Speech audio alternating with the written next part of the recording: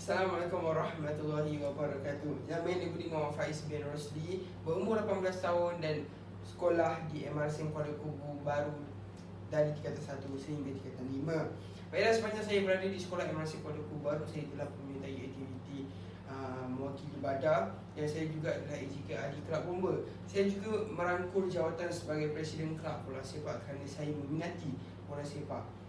Saya juga banyak pengalaman di belajar di MRC Kuala Kubu baru. Cara pembelajarannya pun berbeza berbanding dengan sekolah kementerian. Baiklah, saya ingin mengucapkan ribuan terima kasih kepada Institut IPG kerana menerima kelulusan saya pada hari itu atas ujian IPG. Saya berterima kasih sekali lagi kepada pihak IPG. Tujuan saya untuk memilih kerja sebagai guru kerana saya tahu guru ialah sebuah pekerjaan yang paling mulia di sisi masyarakat kerana dia mendidik orang sehingga menjadi seorang yang berjaya pada masa akan datang. Saya juga mempunyai sikap sabar dalam mendidik murid-murid ini. Baiklah murid-murid, tanpa kita melengahkan masa lagi, cikgu hari ini ada cerita yang menarik untuk cikgu bercerita kepada murid-murid, iaitu cerita tentang singa dan arnab. Adakah murid-murid tahu cerita tentang singa dan arnab? Tidak tahu? Tak mengapa murid-murid, kerana bila kita tak tahu, kita akan belajar sesuatu. Baiklah, yang pertama, cerita singa dan arnab ni dia memihak pada dua pihak, iaitu singa dan arnab. Kejadiannya macam ni. Baiklah, yang pertama, pada satu hari ada seekor singa berkeliaran di hutan. Hutan mana cikgu pun tak tahu, tetapi di sebuah hutan. Cerita itu tidak menekankan hutan mana, tetapi di sebuah hutan. Baik, singa itu pada tengah hari dia sedang mencari makanan. Tiba-tiba dia mendengar atau bau seekor haiwan yang bernama arnab. Dia pun menuju ke tempat yang dia merasai ada arnab di situ, dan akhirnya tempat itu betul yang singa itu jumpai. Ketika itu arnab itu sedang dalam keadaan tidur yang nyenyak. Singa itu berfikir, ini adalah mudah bagi aku untuk menangkap arnab ini. Lalu singa itu pun terus berjalan perlahan-lahan bagi tidak membunyikan hentakan kakinya. Kerana kita tahu singa berjalan tidak membunyikan murid-murid, jadi arnab pun tidak dapat mengesan singa itu datang untuk membahamnya. Jadi sangat menyedihkan murid-murid. Tetapi murid-murid, apa yang jadi sebab itu? Tiba-tiba seekor rusa melintas di depan singa, dan singa itu berhenti. Dan apa singa itu buat murid-murid?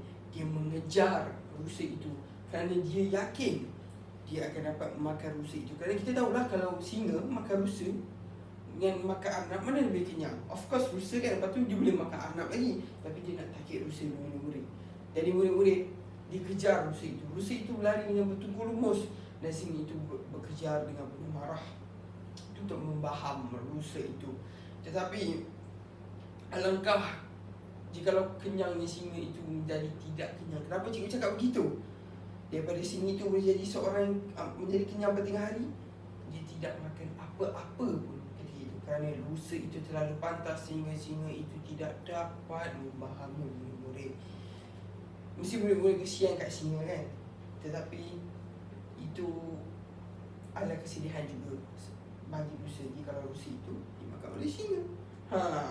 Jadi yang seterusnya, singa itu memikirkan arnab itu kan tadi ada dekat situ. Jadi dia pun patah balik murid-murid untuk mana tahulah dia boleh dapat makan kan singa arnab tadi.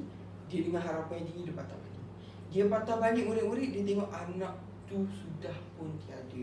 Kenapa cikgu cakap anak itu pun sudah tiada? Kerana ketika kejadian singa mengejar rusa itu, arnab itu sudah pun menyedarkan dirinya, dan dia melihat singa itu sedang mengejar rusa, dan dia memikirkan tempat itu sudah tidak lagi selamat baginya, kerana dia takut dia pun akan dibaham oleh singa.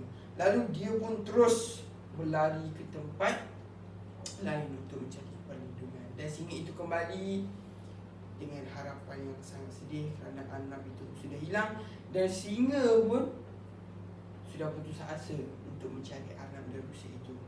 Jadi nampak adik-adik sangat sedih bagi singa dan selamat bagi rusa dan arnab. Okey, jadi murid-murid, setelah cikgu berceritakan semua ni kan, murid-murid seronok tak dengan cerita ini? Seronok kan? Baik. Tetapi kita seronok, kita suka dengan cerita ini, tetapi kita harus mencari pengajarannya. Kerana setiap cerita atau setiap cerita yang murid-murid tengok, mesti akan ada satu nilai atau moral yang disampaikan. Baliklah, moral dalam cerita ni hanya satu saja yang cikgu nak cakap. Berbanding murid-murid kalau tengok cerita lain, takkan tak ada moral. Mesti dalam penulis skrip buku itu mereka akan meletakkan moral, kerana itu akan menyedarkan diri kita untuk menjadi lebih bagus. Jadi dalam cerita singa dan arnab ini, walaupun dua-dua ini adalah haiwan, bukan manusia, tetapi pengajaran boleh diguna pakai maupun manusia ataupun haiwan. Baiklah, pengajarannya hanya satu je adik-adik, murid-murid, iaitu kita jangan bersikap tamak. Kenapa cikgu cakap dengan bersikap tamak? Tengok, mula singa itu nak makan arnab. Lepas tu dia kejar rusa. Dia ingat dia boleh makan dua, tetapi dia tak dapat makan. Sebab apa? Dia tak nak memilih satu. Jika dia dapat makan arnab, walaupun rusa tu berlari, at least dia kenyang sikit. Tapi ni dia belakang, dia ingat dia boleh makan dua-dua. Dia boleh kejar rusa, dia pergi ke arnab, dia boleh makan arnab. Tapi alangkah indahnya tidak mendapat. Jadi nampak, singa itu bersikap tamak. Jadi jangan murid-murid kita bersikap tamak. Kerana apabila kita bersikap tamak, kita akan hilang segala-galanya. Kan? Tak kira apabila murid-murid besar nanti kan, mempunyai harta, berkongsi dengan orang. Jangan kita tamak dari segi jawatan ke, dari segi apa. Kerana jika kita tamak satu benda, tiba-tiba dia bukan hilang satu murid-murid, dia boleh hilang semua. Jadi murid-murid akan frust, akan menjadi kecewa. Jadi ingat pesanan cikgu, biar kita berkongsi dengan orang lebih baik daripada kita tamak seorang diri. Jadi itu saja cerita cikgu pada hari ini. Semoga cikgu harap murid-murid dapat pengajaran yang cikgu sampaikan pada hari ini. Yang murid-murid, kita jumpa lagi dalam kelas seterusnya untuk cerita yang akan datang. Baik, sekian daripada cikgu.